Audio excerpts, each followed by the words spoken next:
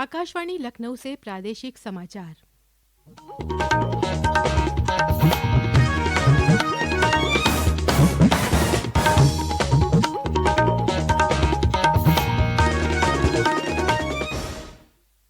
मुख्य समाचार। लोकसभा चुनाव के चौथे चरण का प्रचार समाप्त। प्रदेश की 13 संसदीय सीटों के लिए 13 मई को होगा मतदान। संसदीय चुनाव के शेष चरणों के लिए प्रचार अभियान तेज। प्रमुख राजनीतिक दलों के नेताओं ने पार्टी प्रत्याशियों के पक्ष में की जनसभाएं। निर्वाचन आयोग ने कांग्रेस अध्यक्ष मल्लिकार्जुन खड़गे के आरोपों को किया खारिज। अंतिम आंकड़े जारी करने में देरी के आरोपों को बताया तथ्यहीन। और राज्य के विभिन्न जिलों में आगामी 3 दिनों तक तेज हवाओं के साथ बारिश होने की संभावना। लखनऊ और आसपास के जिलों में तेज हवाओं और बूंदाबांदी से लोगों को गर्मी से मिली राहत।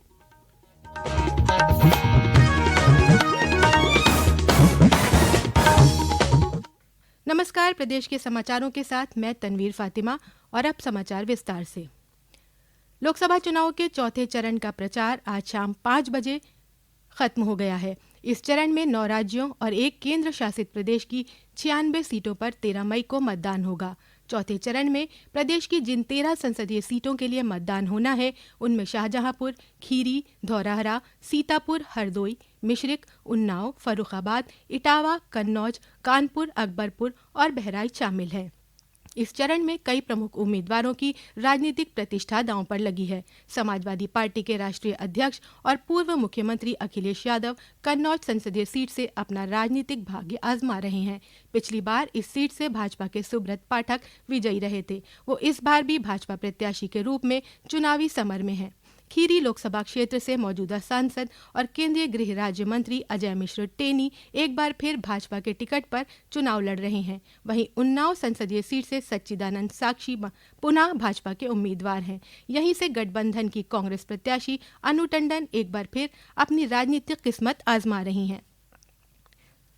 वो 2009 में कांग्रेस के टिकट पर यहां से निर्वाचित हो चुकी हैं। पिछले संसदीय चुनाव में इन सभी 13 सीटों पर भारतीय जनता पार्टी ने विजय पताका लहराई थी। लोकसभा चुनाव के शेष चरणों के लिए प्रचार अभियान और तेज हो गया है।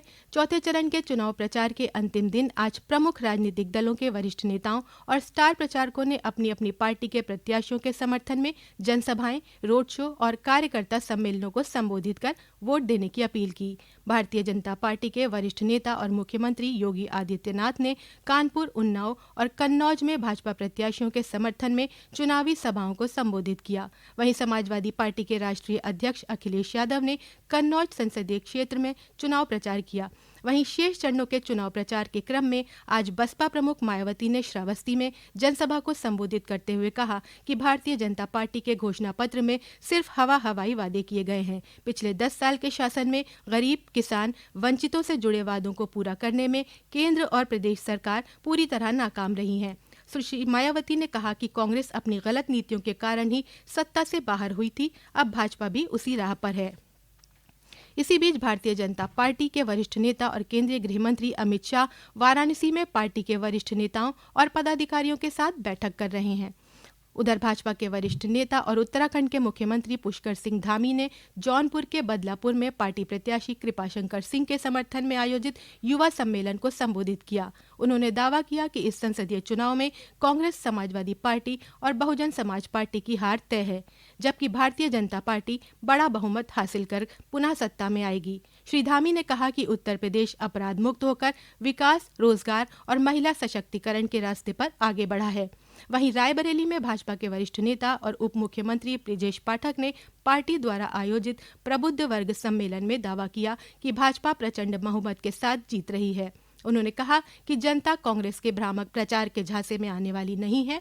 वो एक बार फिर कांग्रेस को नकारेगी। कांग्रेस महासचिव प्रियंका गांधी का अमेठी संसदीय क्षेत्र में चुनाव प्रचार का कार्यक्रम है। लोकसभा चुनाव के 5वें चरण में बाराबंकी सीट के लिए आगामी 20 मई को मतदान होगा। ये संसदीय क्षेत्र समाजवादियों के गढ़ के रूप में जाना जाता रहा है, लेकिन मोदी मैजिक के चलते 2014 से यहां लगातार भारतीय जनता पार्टी का कब्जा है। यहां के चुनावी परिदृश्य का एक नजर।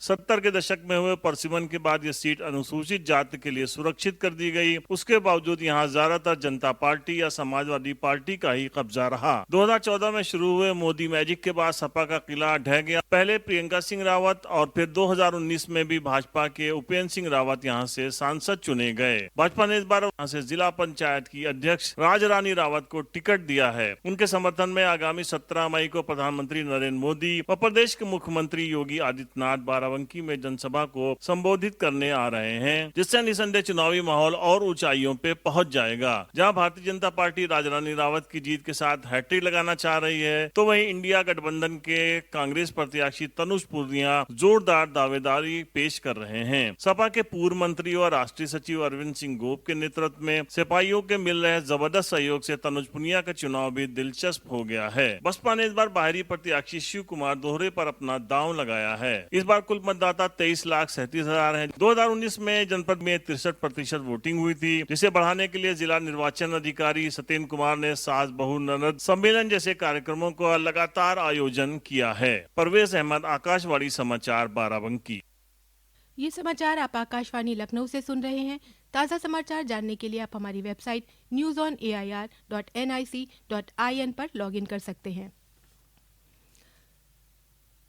निर्वाचन आयोग ने मतदान संबंधी अंतिम आंकड़े देर से जारी करने के कांग्रेस अध्यक्ष मल्लिकार्जुन खड़गे के आरोप को खारिज कर दिया है।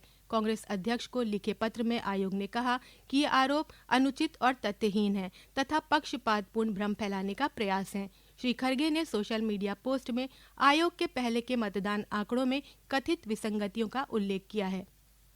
सीतापुर जिले के रामपुर मथुरा थाना क्षेत्र के पल्लापुर गांव में आज सुबह एक युवक ने अपनी मां, पत्नी और 3 बच्चों की हत्या के बाद गोली मारकर खुदकुशी कर ली है। इस वारदात से जिले में सनसनी फैल गई है।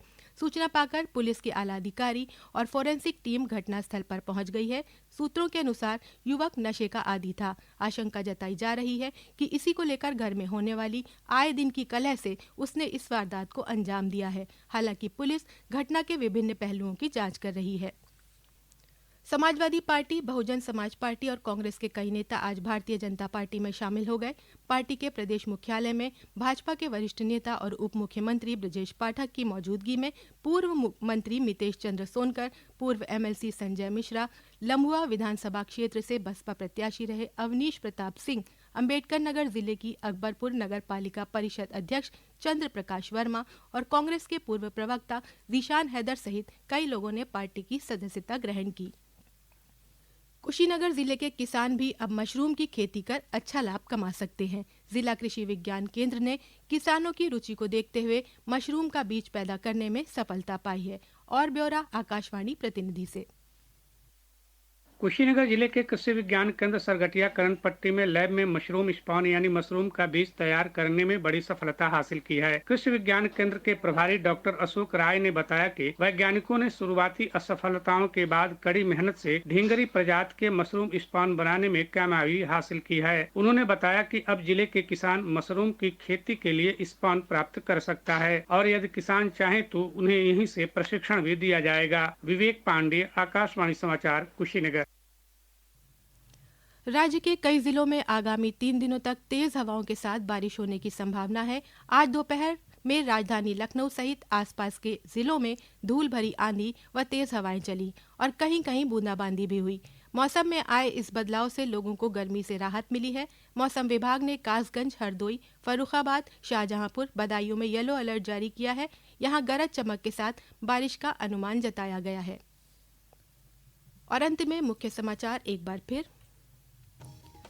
लोकसभा चुनाव के चौथे चरण का प्रचार समाप्त। प्रदेश की 13 संसदीय सीटों के लिए 13 मई को होगा मतदान। संसदीय चुनाव के शेष चरणों के लिए प्रचार अभियान तेज। प्रमुख राजनीतिक दलों के नेताओं ने पार्टी प्रत्याशियों की पक्ष में की जनसभाएं। निर्वाचन आयोग ने कांग्रेस अध्यक्ष मल्लिकार्जुन खड़गे के आरोपों को किया खारिज। अंतिम आंकड़े जारी करने में देरी के आरोपों को बताया तथ्यहीन।